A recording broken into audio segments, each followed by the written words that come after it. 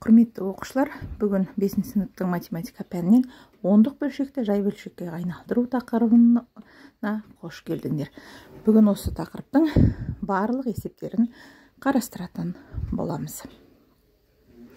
Өткен сабақтарда біз жай бөлшектерді ондық бөлшекке айналдыруды үйренгенбіз. Енді бүгін оған керісінше амал ондық бөлшекті қалай жай бөлшекке айналдырады екенбіз, соны білеміз. Ол туралы міне сендердің кітаптарыңда жазылып тұр екен.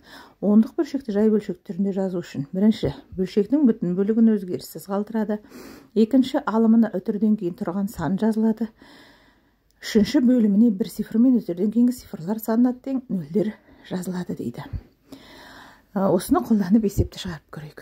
Бірінші жаттығуды 608 есепте мынандай ондық бөлшектер беріліп тұр. Оларда жай бөлшек немесе аралас сан түрінде жаз дейді.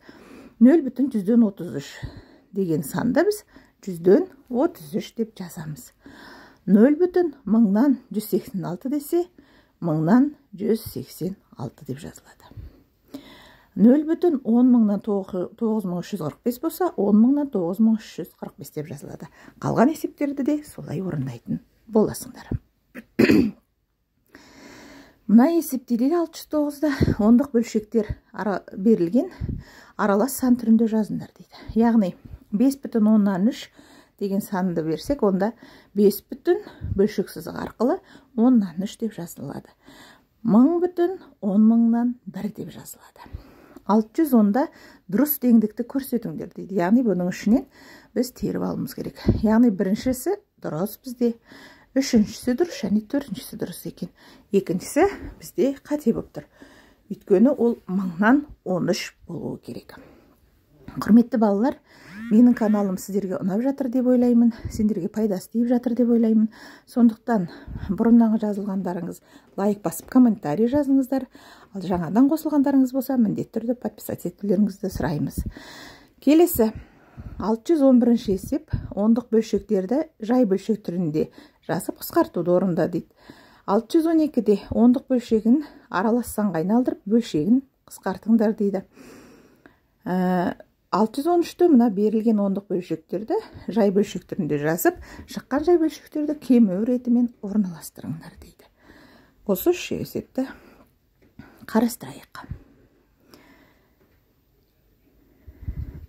Яғни 0,1000-нан 398 деген санды біз 1000-нан 398 деп жазып аламыз да, бұл алымы мен бөлімін қандай санға қысқарады, сол сандарға қысқартып жазады екенбіз. Да, қалған бөлігін жазамыз. Оны қысқартқан кезде біз 500-ден 199 болады. 0,126, ол 126 2-ге қысқарады екен.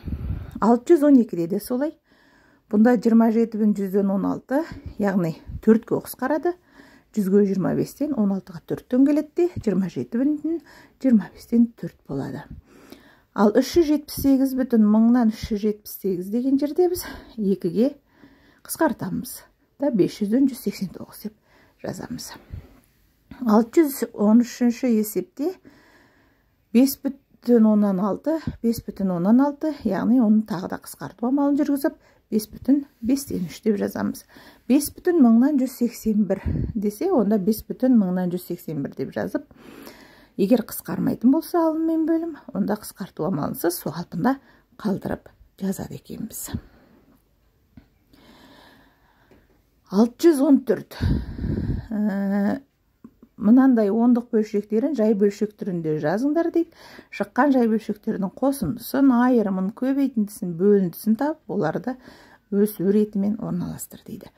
Құрметті оқушылар, егер менің каналымның пайдасы сіздерге тиіп жатса, онда достарыңменен, өздеріңнің сыныптастарыңменен де бөлісіп, олардың да сабақ орындауына көмектесулеріңе болады. Енді міне бірінші екеуін да біз жай бөлшекке айналдырып аламыз. Біріншісі 23,4-тен 1 болады, екіншісі 23,8-ден 1 болады. Оған қосу амалын орындағанда бүтіндерін қосып алып, ортақ бөлімге келтіріп қосамыз. Алуда да солай екен, бүтіннен бүтінді алып азайтуда ортақ бөлімге келтіріп бөлшектерін азайтамыз. Көбейту кезінде бұрыс бөлшек айналдырып жұмыс жасаймыз. Бөлуде де солай. Шыққан сандардың кему өсу ретімен орналастырдық.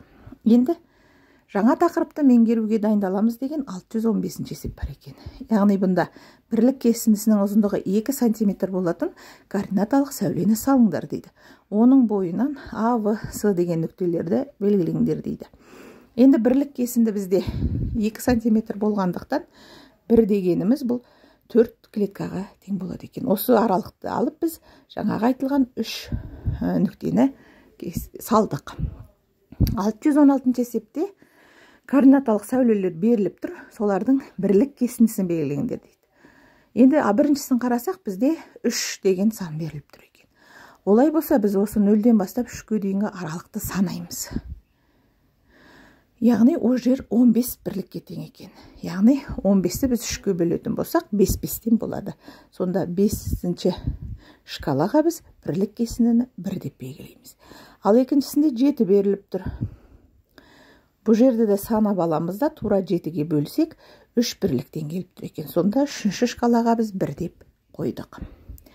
617 есепте координаталық сәуле беріліп тұр. Оларда белгіленіп әртүрлі нүктелер беріліп тұр. Тапсырма осы координаталық нүктелердің координаталарын табыңдар дейді. Оны табу үшін біз жаңағы алдыңғы есептегі секілді міндетті түрде бірлік кесіндіні есептеп алуымыз керек екен.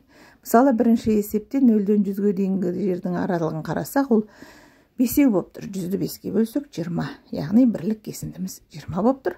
Соған байланысты А-ны 100, В 140, С 220, Д 340 деп бөле аламыз. Сол сияқты қалған 2-ші, 3-ші, 4-ші, 5-шілерінде бірлік кесіндерін айырып алып, координаталарын белгілейді екенбіз.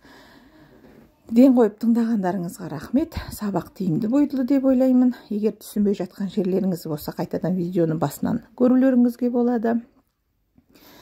Және менің каналыма подписать етсеңіздер, күнделікті сабақтарды бірінші болып көріп тұрады.